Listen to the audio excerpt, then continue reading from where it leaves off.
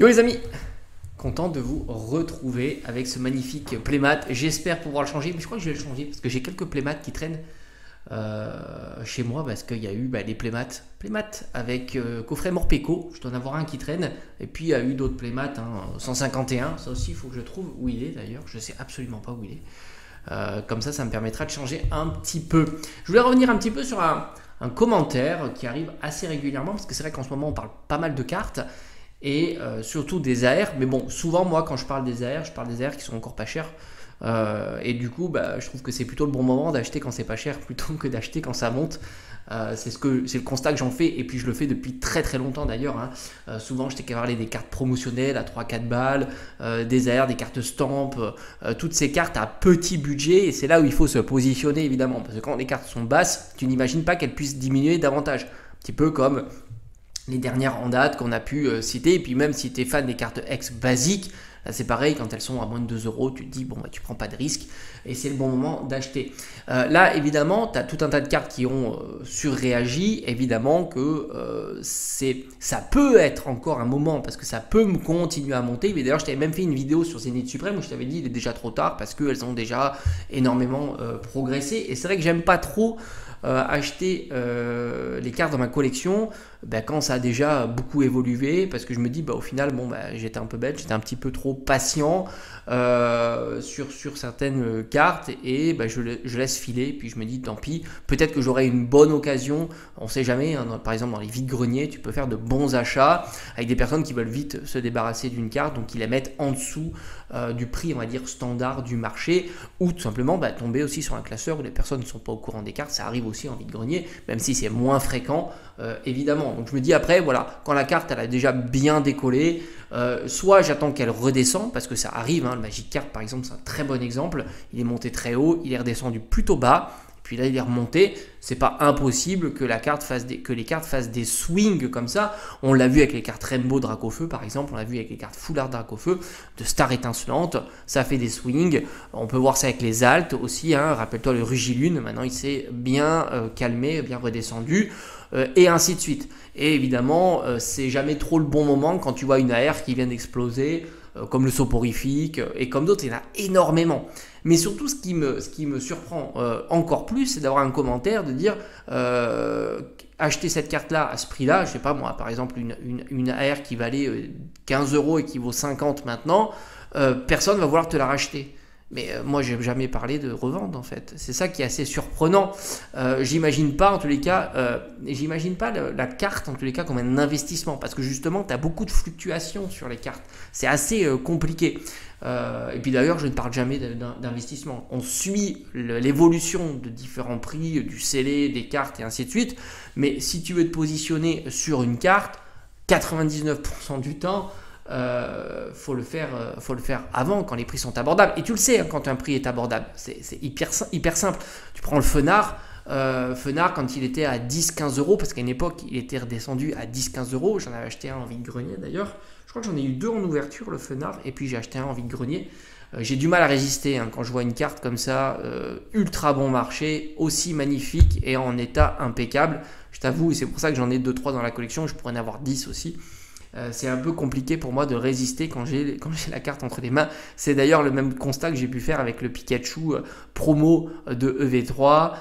J'en ai vu tellement souvent à 3 balles en vide-grenier que quand je les ai entre les mains, comme je t'ai dit, j'ai du mal à résister, comme le Salamèche à 5 euros. Mais tu le sais en fait que c'est le bon moment. Alors ce que tu sais pas, c'est quand ça va monter. Ça c'est imprévisible. Ça soit manipulation, pas manipulation, parce qu'à un certain moment, il y a le cours des choses. Il y a des nouveaux entrants qui veulent collectionner des cartes. Le réservoir de cartes promo ou les réservoirs de cartes AR ou que sais-je se diminuent forcément parce que les ouvertures se font plus rares, c'est plus la série du moment, parce que c'est les plus disponibles et ainsi de suite. Mais tu ne peux pas savoir quand ça va arriver. Mais ce que tu sais, c'est que ça va arriver. Sauf si on revient à ce qu'était Pokémon il y a grosso modo 5 ans auparavant. Ça, évidemment, mais ça ne prend absolument pas la direction. Et là aussi, tu le verrais venir. Parce que dis-toi quelque chose, c'est que cette direction-là, contrairement à d'autres domaines, parce qu'on pourrait faire des comparaisons dans d'autres domaines, et c'est ce qui est fait aussi, Pokémon, il y a un attrait ludique, box break, jeux et tout un tas de trucs. Donc c'est pas comme d'autres domaines qui se cantonnent à un point. Le box break soutient évidemment Pokémon. Le côté loterie, aller chercher la grosse carte, donc c'est le côté box break, soutient énormément. Consomme du CD, fait monter les cartes et ainsi de suite. Fait monter la hype dessus. Donc il y a puis les créateurs de contenu. Il y a beaucoup qui font de la création de contenu par les cartes, des collections qui suscitent de l'intérêt et ainsi de suite. Donc il y a quand même un pôle création de contenu qui soutient tout ce marché. Mais évidemment, peut-être qu'un jour on reviendra comme on a connu les cartes avec le top card à 20 balles. Mais honnêtement, pour l'instant, ça prend absolument pas cette direction-là. En regardant dans le détail, tu t'imagines pas que ça puisse aller dans ce détail-là. Et du coup, quand tu vois des AR qui restent, d'autant avec des Pokémon populaires, hein, à des 2 balles, 3 balles, comme le Ronflex 251, tu n'imagines pas qu'il faut l'acheter maintenant quand il vaut 10 balles. C'est évident. Je veux dire, tu sais très bien que quand il vaut 1 ou 2 euros, tu voulais quoi, qu'on te le donne? Non. Donc forcément, si toi, ton optique, c'est de l'avoir dans ta collection, bah, tu vas te positionner quand il vaut 2 balles. Tu vas pas te positionner quand il vaut 10 balles. Enfin, ça paraît cohérent. Et c'est pour ça qu'on voit, nous, ensemble, sur cette chaîne, ces cartes-là. Tout comme le Mimikyu. Tu attends quoi pour avoir la carte Mimikyu? C'est le moment. Tu pourrais dire la même chose pour la carte de couronne stellaire. Le Noirfang, c'est évidemment le moment, et ainsi de suite. Et après, tu ne te diras pas, oui, mais je vais l'acheter plus tard. Donc c'est vrai que c'est assez surprenant d'être surpris. Déjà, un, que ça monte, parce qu'à un certain moment, ça va monter. Deux, d'imaginer déjà de revendre quelque chose que tu vas acheter. Enfin, ça me paraît pas tellement cohérent. La collection de cartes, c'est pas le but. Et si c'est le but, c'est de revendre une carte que tu as achetée, bah, autant les acheter quand elle coûte 2 balles. Enfin, ça paraît fou de ne pas se dire et que je vais l'acheter quand ça vaut 40 balles. Ben non, non. Non, c'est sûr que non. Tu vois, c'est un petit peu cette logique-là que j'ai du mal à saisir, quoi. Et après, bon, après c'est sûr qu'il y a des cartes, peut-être que c'est le bon moment à 40 euros. Ça, c'est sûr. Ça, on peut pas le savoir, tu vois, parce qu'à un certain moment, c'est un petit peu comme le Magikarp, ça s'est fait très très vite. Hein. Il y a eu à 25, 30 euros, c'est monté très très vite, tu vois. Ça, c'est clair. Magikarp, on va dire que la suivre, ça a été compliqué. Mais beaucoup de cartes sont très simples à suivre. Peut-être qu'un jour, par exemple, un format tout bête hein, qui vaut pas grand-chose, c'est le format Terra cristallisé, la full art classique.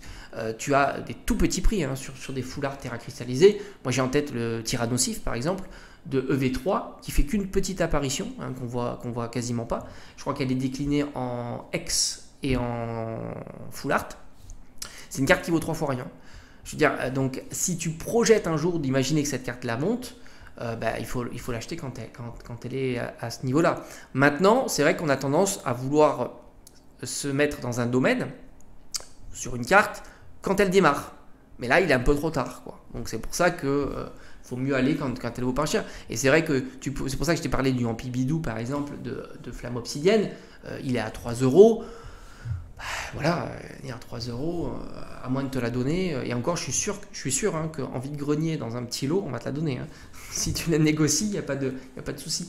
Donc voilà, et sois pas surpris si dans 6 mois, Ampibidou aura doublé ou triplé en disant bah, c'est une carte à 10 balles, elle vaut 0, etc. Non, mais c'est logique parce que on peut imaginer, alors c'est pas sûr que ça arrive, hein, mais on peut imaginer qu'Ampibidou, de par qu'il y ait le V9, le mettre un petit peu en lumière, pourquoi pas? Et la carte en plus, elle est plutôt réussie, quoi. Et puis après, il y avait des incohérences. Le Mélo qui stagnait à 10 euros, le Fenard aussi de EV3. Voilà, les AR sont de très belles cartes. Hein. Là, on a l'air d'être surpris sur ces cartes-là, mais au final, ce sont des superbes cartes. Il manquait juste la texturation et au final, on n'est plus surpris, quoi. C'est ça le truc, les AR. Et c'est marrant parce que du coup, je pense encore une fois qu'il y a encore beaucoup d'AR qui passent un petit peu sous les radars. Et parce qu'on ne se focalise pas sur ces Pokémon-là, sur la scénographie de la carte, et pourtant elles sont incroyables, mais vraiment, vraiment incroyables. D'ailleurs, le Tilton, c'est marrant, je crois que c'était de Faille Paradox, il est en train de progresser, mais ça me surprend pas, C'est comme Baby Manta, je pense qu'un jour il va progresser aussi. Baby Manta, c'est un Pokémon qu'on ne voit jamais. On l'a eu en AR, ça fait super plaisir. Donc forcément, tu t'aperçois qu'il reste encore bon marché. Je crois qu'il est à 10 balles. Je ne serais pas surpris de le voir plus tard monter. Tu vois, ça semble assez cohérent. Et d'ailleurs, ce qui serait cohérent aussi, c'est de faire attention maintenant à EV9, donc il va sortir, peut-être être vigilant sur les AR. parce qu'il va y avoir des AR populaires de cette série-là, d'autant qu'il y a les dresseurs. Là aussi, je pense que ça va susciter de l'intérêt, tout comme les full art, et je t'en ai un petit peu parlé. Les full art, elles sont nouvelles, hein, parce qu'il y a le dresseur. Sûrement que le marché, au départ, ne sait pas trop se situer sur les full art avec dresseur, donc les proposera comme des full art classiques. Et là, peut-être qu'il y aura un bon moment pour mettre la main sur ces cartes-là. Et sois pas surpris si un jour elle monte, parce que y a quand même un pattern intéressant. On ne peut pas dire que ce soit des full art classiques. Et on ne peut pas dire que ça soit négatif, le pattern dont ils ont utilisé. Autant les Terra, on peut toujours dire, bon, Terra cristallisé, pourquoi pas, etc. Mais là, je trouve que c'est un plus, en tous les cas, sur ces full art. Et peut-être qu'il ne sera pas absorbé tout de suite, ce plus, dans la vente de cartes. Un petit peu comme le Magic Card, tu vois, quand il est sorti, il y a beaucoup de professionnels, pourtant, qui sont dans la carte, qui l'ont proposé à 20 balles, qui était le prix le plus bas observé pour le Magic Card. Et après, évidemment, il a pris la tangente. Et c'est là où on a commencé à être habitué avec des AR dont le prix ne peut être plus cher que 20 euros. Tu vois, tu as une expérience là-dessus. Donc voilà, c'est comme Ramolos. Moi, je l'ai toujours trouvé sympathique de EV, je ne sais plus de quelle série d'ailleurs, Ramolos. EV1 ou 2, enfin bref, les débuts de Écarlate et Violet. J'ai toujours trouvé sympa. Soporifique aussi, mais bon, voilà. Maintenant, c'est trop tard pour moi. Comme je te dis, moi, j'aime pas trop. J'essaierai peut-être un jour de me rattraper sur le soporifique plus tard, quand il y aura peut-être des occasions, peut-être qu'il va diminuer, parce que forcément, quand ça monte, ça va créer aussi des annonces que les gens vont vouloir le vendre pour profiter justement du bon prix, etc. Et du coup, il y aura de la concurrence. En fait, tu sais pertinemment que quand ça monte, ça va redescendre, hein. Il y a toujours ce phénomène-là. C'est rare que ça monte. D'autant qu'il y a un côté négatif sur ces cartes-là, c'est que la série est encore abordable et trouvable facilement. Donc, c'est pas la même histoire. C'est plus lisible quand la série est plus du tout trouvable et que les boosters valent très cher. Maintenant, là, V1, V2, ce sont des séries très faciles à trouver, pas chères, donc tu peux faire encore de l'ouverture. Donc forcément, si tu as des cartes à aller chercher, et en plus les AR drop facilement, tu auras ce phénomène-là qui va s'inscrire assez facilement. Et EV10, pareil, là, il faudra aller très très vite parce qu'il va y avoir des AR de dingo sur EV10. De dingo. Bref, voilà, petite réflexion. J'étais assez surpris de voir que systématiquement, quand on parle des prix des cartes, il y en a qui partent tout de suite de revente, alors que c'est absolument pas abordé, en tous les cas. En tous les cas, de ma part, jamais c'est aborder la revente de cartes. Pour moi, c'est vraiment la gestion de la collection. Essayer de minimiser un petit peu les coûts que tu peux avoir, parce qu'une collection, si tu achètes beaucoup de cartes, ça chiffre énormément. Et essayer de se positionner quand c'est le bon moment au prix le plus avantageux. C'est toujours sympa, évidemment. Si tu achètes ta carte à 10 euros, c'est toujours mieux que si tu dépenses 25 euros. Même si quand tu dépenses 25 euros, elle est dans un trend haussier, tu vois. Ça je m'en tape en fait, savoir si elle est dans un trend haussier ou pas, quoi. Voilà, c'est ça un petit peu l'idée. Moi, si elle reste statique pendant 20 ans à 10 balles, si elle descend pas en dessous, je me dis, bon, je l'ai acheté au bon prix, et puis voilà, quoi, tu vois. C'est un peu comme je t'avais parlé d'Amphinobi et de Hipporoi. Là aussi, c'est pareil, il faut regarder, parce qu'à un certain moment, ça va prendre la tangente. Voilà, c'est ce qui commence à se profiler. Et pourtant, le coffret est encore trouvable, donc c'est encore discutable. On peut l'imaginer redescendre parce que le coffret est encore trouvable. Et c'est ça qui est marrant. Et d'autres cartes vont arriver, le Evoli par exemple de 8.5, c'est intéressant de le suivre. Là, il est très cher. Moi, je le trouve très cher. Surtout quand tu vois le prix du scellé du booster indépendamment de l'item. Et c'est ça qui est assez fou d'ailleurs. C'est pour ça que pour moi, le Evoli, soit le TB est pas assez cher, soit l'Evoli est trop cher. Tu vois, pour moi, il y a un petit peu un souci avec cette carte promo. Mais à un certain moment, il faudra essayer de voir si c'est le point bas et d'imaginer que c'est intéressant de se positionner. Et il y aura aussi la carte promo de EV9, il y aura la carte promo de la display de EV9. Merci de nous rajouter encore de la complexité, parce qu'il y a Reshiram et N. Là, c'est pareil. À combien est-ce qu'elle sera pas chère? Est-ce que si elle est tout de suite à 10 balles, ça serait pas le bon moment, surtout par rapport au contexte, et ainsi de suite. Donc tu vois, c'est assez marrant d'essayer de trouver ça. En tous les cas, moi, ça me plaît bien de partager ça sur la chaîne.